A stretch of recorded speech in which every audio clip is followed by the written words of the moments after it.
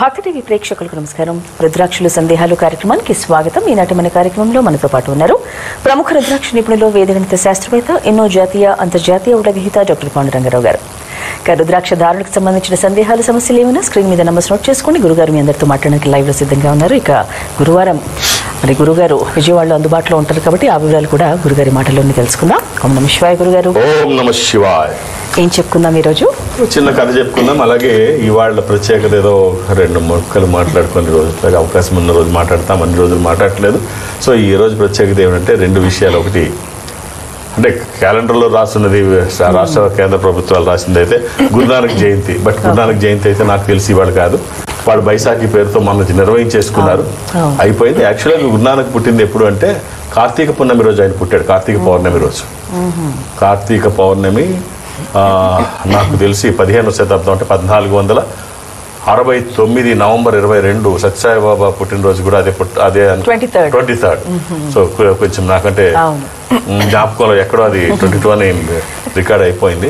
సరే ఆ డేట్ని ఆయన పుట్టారు. కార్తీక పౌర్ణమి రోజు గురునానక్ పుట్టింది. నాకు తెలిసినంత వరకు అదే కరెక్ట్. ఇప్పుడు ఈవేళ క్యాలెండర్లో తప్పు అని నేను బలంగా నమ్ముతున్నాను. నాకు తెలిసినంత వరకు సిక్కులు చేసుకునేది బైసాఖి పేరు చేస్తారు, ఈ బైసాఖినే మళ్ళీ చేస్తారు. కార్తీక పౌర్ణమి రోజు కూడా మళ్ళీ చేస్తారు, ఆయన పుట్టినరోజుగా చేస్తారు.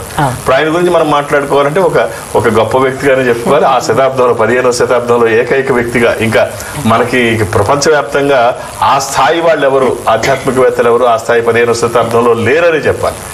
ఇక్కడి నుంచి ఆయన మనకి భారతదేశంలో అంటే అఖండ భారతంలో పుట్టాడు. ఇప్పుడు పాకిస్తాన్ లాహోర్లో ఆయన జన్మస్థలం గురునానక్ది. ఆయన ఒడుగు రోజు యజ్ఞోపవేతం వేసుకోనని చెప్పి పక్కన పెట్టేసి, నాకు ఇవేమీ అక్కర్లేదంటే గురువులు పిలిచి ఎందుకు ఇలా ప్రవర్తిస్తున్నాడంటే, గురువులు వచ్చి ఈయనకి గురువులతో పని లేదు, ఈయన మేధస్సు అమోఘం, ఏ గురువులు ఈయనకి అవసరం లేదు. దేశ సంచారానికి వెళ్ళిపోతుంటే ఆపి చిన్నప్పుడే పెళ్లి చేశారు. పెళ్లి చేస్తే ఆ పిల్లాడు పుట్టాడు, తర్వాత అయినా వదిలేసి ఆయన వెళ్ళిపోయి ఒక ముక్కలు ముగించేద్దాం. ఆయన విషయం వచ్చింది కాబట్టి, పెద్దవాళ్ళ విషయం వచ్చినప్పుడు తడవకుండా మాట్లాడకుండా సరే అక్కడి నుంచి ఆయన మొత్తం దేశ సంచారం చేస్తూ ఎంత గొప్ప వ్యక్తి అంటే ఆ రోజుల్లో ఈ బెతల్హేమ్ క్రీస్తు జననం అక్కడికి వెళ్ళి పోపుతో మాట్లాడాడు. అది 1532 అనుకుంటా, నాకు గుర్తయితే. నాకు కొత్త గుర్తుంటుంది జనరల్గా, ఏదో చిన్న చిన్న మిస్ అయితే అవ్వచ్చు. 1532 అనుకుంటాను. అది అప్పుడు ఎవరు కన్ఫర్మ్ చేయలేదు. మన 2013లో వైట్ హౌస్ కన్ఫర్మ్ చేసింది, అలాగే వాళ్ళు కన్ఫర్మ్ చేశారు. ఇలాగ వచ్చి గురునానక్ అప్పుడు వచ్చి కలిశాడు రోమ్లో కలిశాడని చెప్పేసి ఆ విషయాలు ఇప్పుడు బయట పెట్టారు 2013లో. సో ఆయన ఏంటంటే ఒక సాంప్రదాయ హిందూ కుటుంబంలో పుట్టి, హిందూ కాదు, ముస్లిం కాదు, జీసస్ కాదు, ఇవేమి క్రిస్టియానిటీ కాదు, ముస్లిం ఏమీ కాదని చెప్పేసి కొత్తగా ఓ మతాన్ని ఇది స్థాపించి ఒక్కడే దేవుడు ఇంకెవరు ఉండరు అని చెప్పేసి అది టాప్ 10లో మొదటివాడు ఈయనే సిక్కుల్లో. సో కాబట్టి గురునానక్ గురించి ఇక రెండో వ్యక్తి అబ్రహాం లింకన్. జస్ట్ ఇప్పుడే చూశాను. అబ్రహాం లింకన్ ఒక చెప్పులు కుట్టుకునేటువంటి కుటుంబం నుంచి వచ్చినటువంటి గొప్ప మానవతా విలువలు కలిగినటువంటి వ్యక్తి. ఆయన మానవతా విలువలు ఏ స్థాయివి, ఆయన గొప్పతనం ఏ స్థాయి అని ఒక్క ముక్కలో మనం చెప్పాలి అంటే, ఆయన అమెరికాకు అధ్యక్షుడు అయిన తర్వాత అక్కడ అమెరికాలో ఉన్న ప్రముఖులందరూ ఆయనకు ఒక పార్టీ ఇవ్వాలనుకొని, ఇండస్ట్రియలిస్టులు అందరూ, టాప్ ఇండస్ట్రియలిస్టులు అందరూ ఒక పార్టీ ఏర్పాటు చేసి అందులో ఈ లింకన్ ఉండగా లింకన్ ని ప్రస్తావిస్తూ, ఆయన పేరు ప్రస్తావిస్తూ, అధ్యక్ష అని అనకుండా ఆయన పేరు ప్రస్తావిస్తూ మిస్టర్ లింకన్,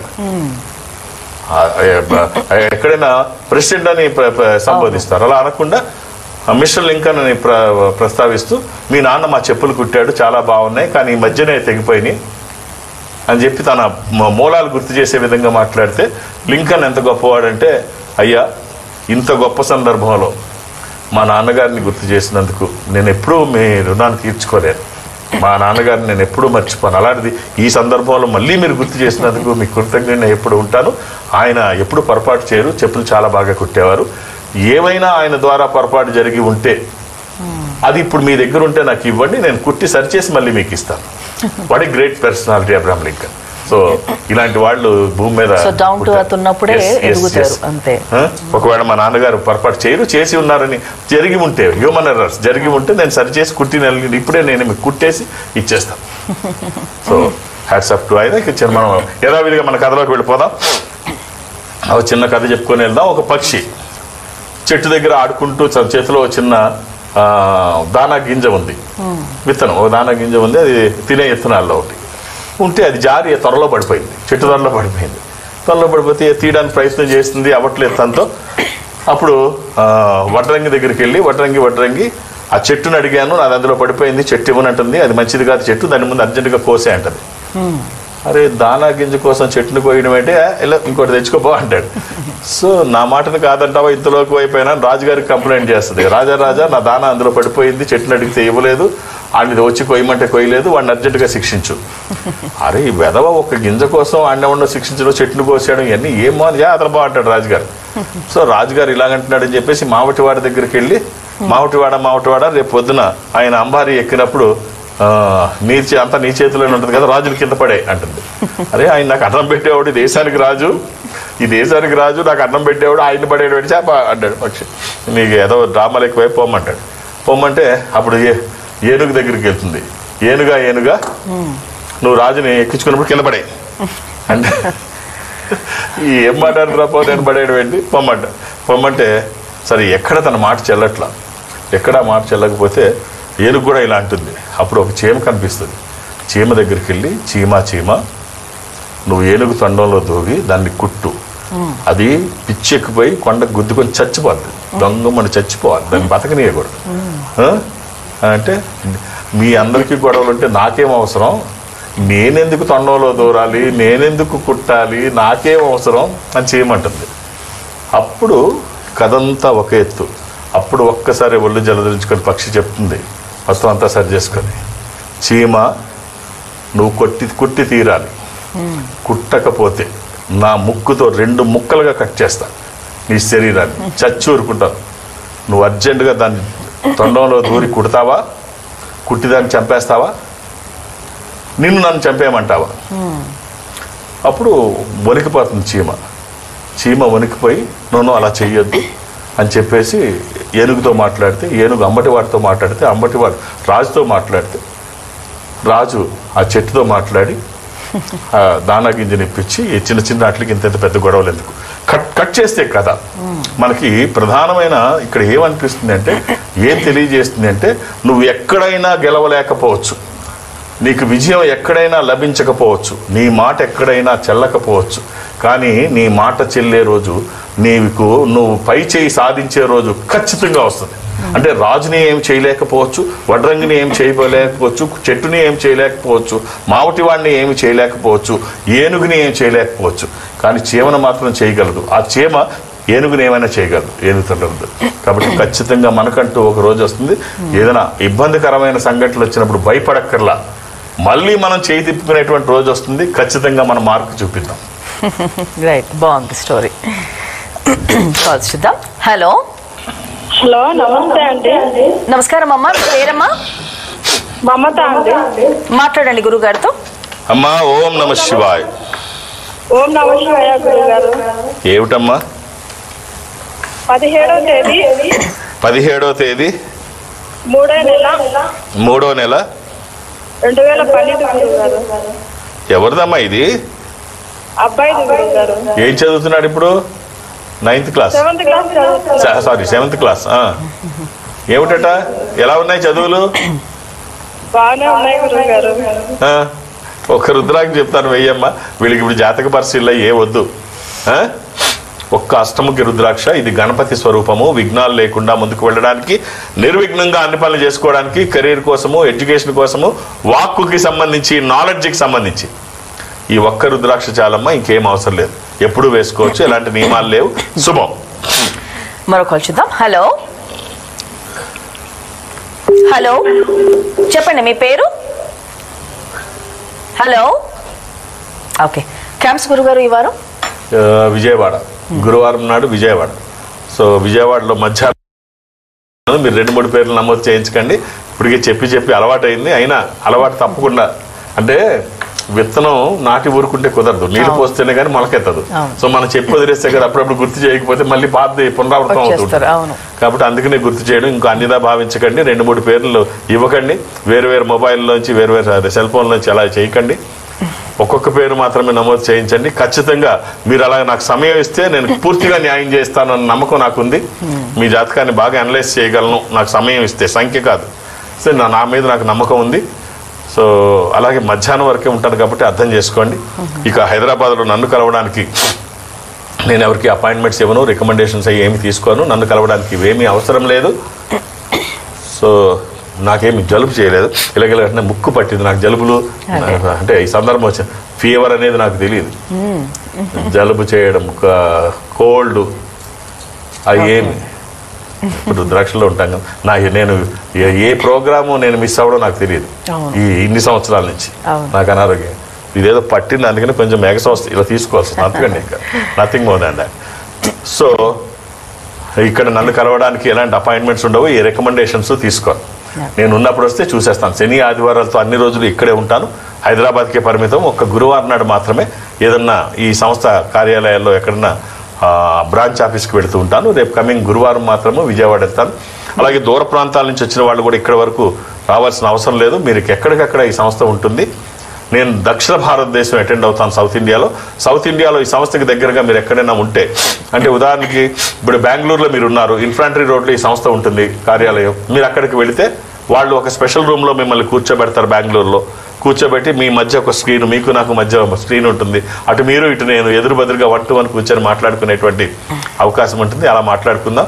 ఆ విధంగా నాతో కలిసిన, హైదరాబాద్ వచ్చి డైరెక్ట్గా వచ్చి నన్ను కలిసిన, లేదు రేపు గురువారం నాడు విజయవాడలో నన్ను కలుద్దాం అనుకున్నా, ఒక్కొక్క పేరు మాత్రమే తీసుకుంటాను. అర్థం చేసుకొని సహకరించండి. ఓకే, మరొక చూద్దాం. హలో హలో, చెప్పండి మీ పేరు. నమస్తే మేడం.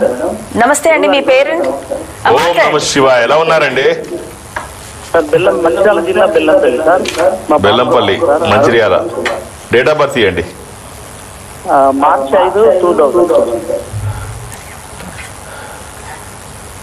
ఎవరిదండి ఇది? మా బాబు సార్. ఎంతమంది పిల్లలు మీకు? ఆదివారం పుట్టినాడు తెలుసా అబ్బాయి? సండే తెలుసా ఆదివారం అని? అవు సార్. ఆ రోజు అమావాస్య అని తెలుసా? ఆదివారము అమావాస్య. ఇది కుంభరాశి. అబ్బాయికి మీరు ఇవ్వాల్సిన రుద్రాక్ష ద్వాదశముఖి రుద్రాక్ష. 12 ముఖములు కలిగిన ఈ రుద్రాక్ష ద్వాదశ ఆదిత్య స్వరూపము, అంటే సూర్య స్వరూపము. ఉన్నతమైన స్థితి కోసము, అనారోగ్య సమస్యలు లేకుండా బ్రైట్ ఫ్యూచర్ కోసం. అది కుదరకపోతే నవముఖి అమ్మవారి స్వరూపము. ఈ రెండిట్లో ఏదైనా ఒక్కటి వేయండి. వచ్చిన తర్వాత ఖచ్చితంగా బాగుంటుంది. అలా అని ఏది పడితే అది వేయకండి. దురదృష్టం, రుద్రాక్షల్లో 100కి 99 నకిలీయే ఉంటాయి. ఒక్కటైనా మంచిది వేయగలిగితే ఆ వచ్చే ఫలితం ఒక అద్భుతం. All the best. ఓకే, మరొక చూద్దాం. హలో హలో, చెప్పండి మీ పేరు. నా పేరు ప్రసన్న అండి. ఓకే, ప్రసన్న గారు మాట్లాడండి. గురుగారు. ఓం నమ శివాయ. ఓం నమ శివాయ గురువు గారు. ఏమిటమ్మా? మా బాబు తెలుసుకోవాలండి. డేట్ ఆఫ్ బర్త్ అమ్మా? 2014. 2014. 2014 11వ నెల 7వ తారీఖు. ఇప్పుడు 5 పూర్తి 6లోకి వచ్చాడమ్మా. హలో, 5లోనే 5వ తరగతిలోనే ఉన్నాడా? అవునవును, ఒక క్లాస్ వెనకున్నారు స్వామి. అంటే లాక్డౌన్ ప్రాబ్లం వల్ల 4th క్లాస్ లో ఉన్నాడు. ఇప్పుడు 4th లో ఉన్నాడు, 4వ తరగతి. ఎలా ఉన్నాయమ్మా? అంటే బాగా చెప్పిన మాట వింటూ బాగా, అంటే గొడవ చేయడం కానీ, తను మైండ్ సెట్ ఏదో సైకో టైప్ లో చేస్తున్నాడు స్వామి. పెద్ద పెద్ద పదాలు వాడేకండి అమ్మా, కొంచెం హైపర్ యాక్టివ్ అంతే. పెద్ద పెద్ద పదాలు వాడేయకండి. పిల్లలు అలాగే ఉంటారు. ఒక్కసారి ఎవరినన్నా ఒక మంచి డాక్టర్కి చూపించండి. పీడియాట్రిక్ ఎవరికన్నా ఒక పీడియాట్రిక్ క్లినికల్ సైకాలజిస్ట్ ఉంటారు. పీడియాట్రిక్ క్లినికల్ సైకాలజిస్ట్ వాళ్ళకి ఒక్కసారి చూపిస్తే వాళ్ళు ఇవి సరి చేస్తారు. మీరు అవి చూపించాల్సినవి చూపించకుండా వాడకూడని పదాలు వాడేయకండి. చూపించాల్సిన వాళ్ళకి చూపించండి. గుర్తుపెట్టుకోండి, పీడియాట్రిక్ క్లినికల్ సైకాలజిస్ట్, సైకియాట్రిస్ట్ కాదు, పీడియాట్రిక్ క్లినికల్ సైకాలజిస్ట్. వాళ్ళకి చూపిస్తే వాళ్ళు ఏం చేస్తారంటే బిహేవియర్ థెరపీ అవసరమైతే బిహేవియర్ థెరపీ, స్పీచ్ థెరపీ అవసరమైతే స్పీచ్ థెరపీ, ముందు వాళ్ళకి ఐక్యూ లెవెల్స్ ఎలా ఉన్నాయి, ఎక్కడ తేడా ఉంది, ఇవన్నీ వాళ్ళు టెస్ట్ చేస్తారు. మీకు కూడా ఇంటి దగ్గర ఏం చేయాలి ట్రైన్ చేస్తారు. అది ప్రొసీజర్లో మీరు వెళ్ళండి. ఇవన్నీ పిల్లలకి, అందుకే ఇవన్నీ కలిపి మన ధర్మంలో బాలారిష్టము అంటారు. ఇలాంటివన్నిటిని కలిపి బాలారిష్టాలు. ఈ బాలారిష్టాలను ఎలా ఎదుర్కోవాలి దానికి ట్రైన్ చేస్తారు మన హిందూ ధర్మంలో. సరే, ఈ అబ్బాయికి ఒక్క రుద్రాక్ష చెప్తాను. 3 ముఖాలు బాలారిష్ట నివారణ కోసం, అష్టముఖి నాలెడ్జ్ కోసం. ఈ రెండింటిలో మీకు ఏది వీలైతే అది వెయ్యండి అమ్మా, సరిపోతుంది. నేను చెప్పినట్టు డాక్టర్ సలహా అయితే తీసుకోవడం మంచిది. పిల్లలు అంటే ఆవిడ మాట్లాడితే గుర్తొచ్చింది గురుగారు. అంటే ఇప్పుడు వచ్చేది వెకేషన్, ఇంకా ఇంకో వారం అయితే వెకేషన్ స్టార్ట్, 2 నెలలు హాలిడేస్. యూజువల్లీ మనం వెకేషన్ అంటే చాలా మంది కూడా ఒకప్పుడు వెళ్ళేవాళ్ళు పిల్లలు తీసుకొని అటు బయటకు అలా వెళ్ళి ఆహ్లాదకరమైన ప్రదేశాలు. ఇప్పుడు అలా లేదు. ఇప్పుడు అవి చాలా బాగుండేవి. ఎంత బాగుండేవి అంటే స్కూల్ వాళ్ళు తీసుకువెళ్ళేవారు. అవును, మనకి రకరకాల కార్తీక మాసం అని బయటికి ఏదో రకంగా పిక్నిక్స్, సెలవుల్లో, summer holidays, Dasara holidays, Deepavali సెలవు, ఇలా ఏది వచ్చినా దానికి ఏదో పిక్నిక్. అంటే నాకు పిక్నిక్ వెళ్ళేటువంటి అవకాశం ఆ రోజుల్లో నాకు ఉండేది కాదు. మాకుండే బ్యాక్గ్రౌండ్, నాకు పెద్ద కుటుంబం, ప్రతి వాళ్ళని అంత, నేను అంటే మిషనరీ స్కూల్లో చదువుకున్నాను కాబట్టి అప్పుడు మాకు Bombay Saint Xavier's dead body, అదే ఆయన ఇది చూపించడానికి తీసేస్తున్నారు, ఆయన బాడీ తీసేస్తున్నారని Saint Xavier's school, Saint Xavier's body తీసేస్తున్నారని చూపించడానికి బాంబే తీసుకెళ్ళినప్పుడు అది చాలా గొప్ప. ఇప్పటికీ ఆ మెమరీ ఉండిపోయింది. అంటే ఇప్పుడు చిన్నప్పుడు వెళ్ళింది ఇప్పటికీ అలా ఉండిపోయింది. అంటే అది ఎంత అవసరం పిల్లలకి, ఎంత అవసరం అది. ఇప్పుడు ఇవన్నీ భవిష్యత్తులో ఏముండవు. ఇప్పుడు ఏమున్నాయంటే, ఇప్పుడు ChatGPT వచ్చిన తర్వాత వెర్చువల్ ప్రజెంటేషన్, మనం వెళ్ళకపోయినా అక్కడ వెళ్ళినట్టు. ఇప్పుడు మన మోదీ గారు ఒకేసారి 5 సభల్లో మాట్లాడారు. ప్రధాని 5 సభల్లో ఆయన లేరు, వెర్చువల్ ప్రజెంటేషన్ అంతే. సో మీరు గూగుల్లోకి వెళ్ళి వెర్చువల్ వెకేషన్ అని టైప్ చేస్తే మనకి ఆప్షన్స్, మొట్టమొదటి వచ్చిన ఆప్షన్ మనం క్లిక్ చేసినట్టయితే car tour, by walk, by air అని వస్తాయి. మనం మాన్యుమెంట్స్ అవి వరుస పెట్టి వస్తుంటాయి.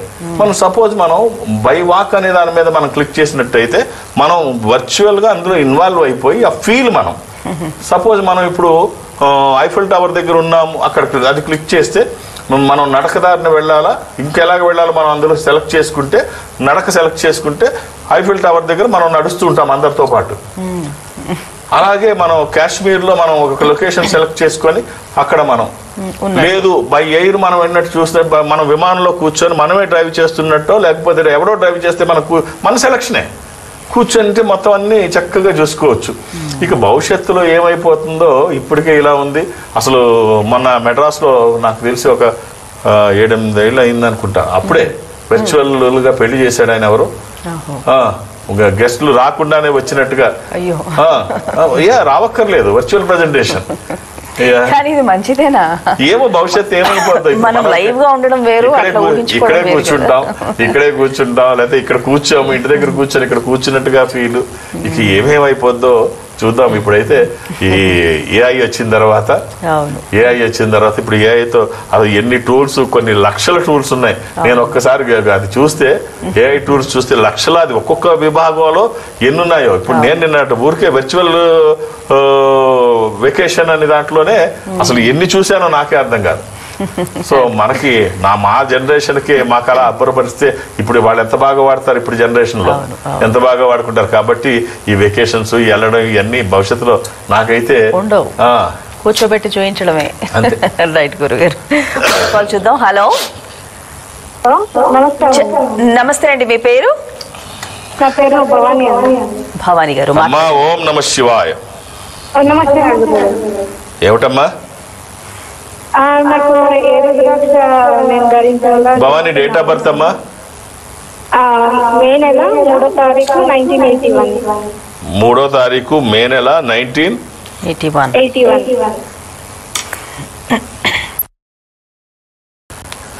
అమ్మా, శనివారం నాడు పుట్టినట్టు తెలుసు కదమ్మా? శనివారం అమ్మా, అది అమావాస్య కూడా.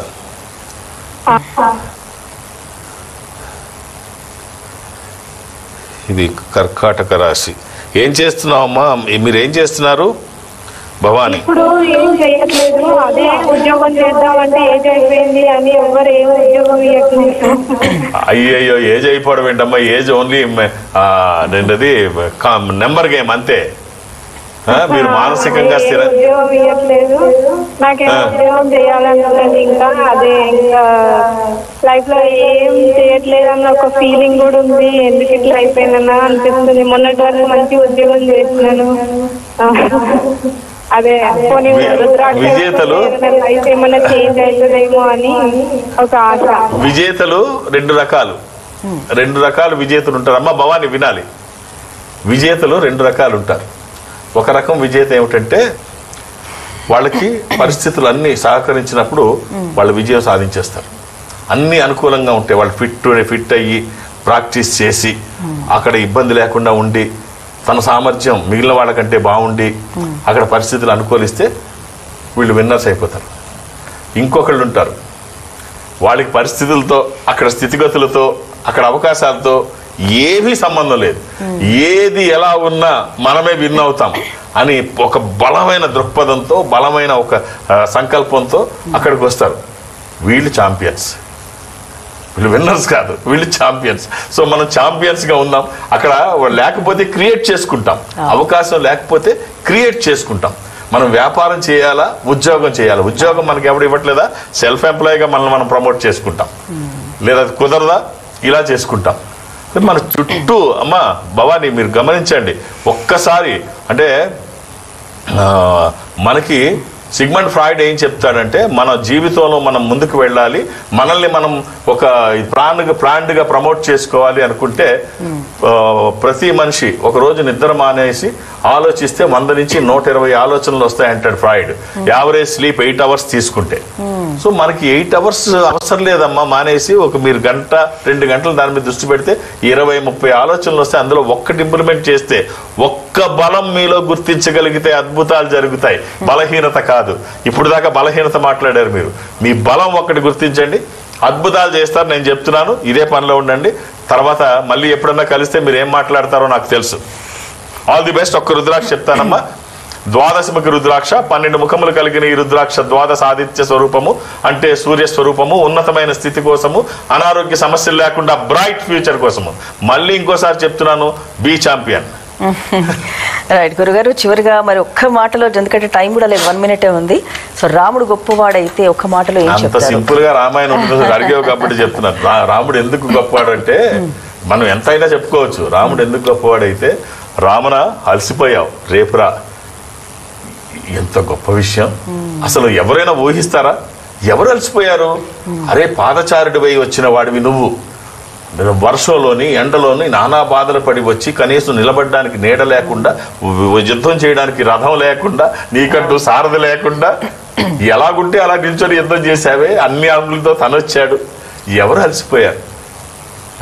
ఇవాడు పూర్తిగా అలసిపోయావు రావణ, ఇక్కడితో ఆపేద్దాం, సూర్యాస్తమయం కూడా అయిపోతుంది.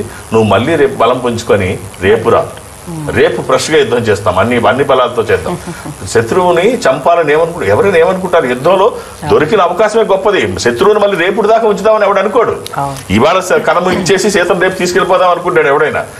రేపురా అంటాడు. అసలు అందుకనే మళ్ళీ ఎంత గొప్పవాడు అంటే రాముడు. నువ్వు ఒకటి అడిగావు, 2 ముక్కలు చెప్తున్నావు.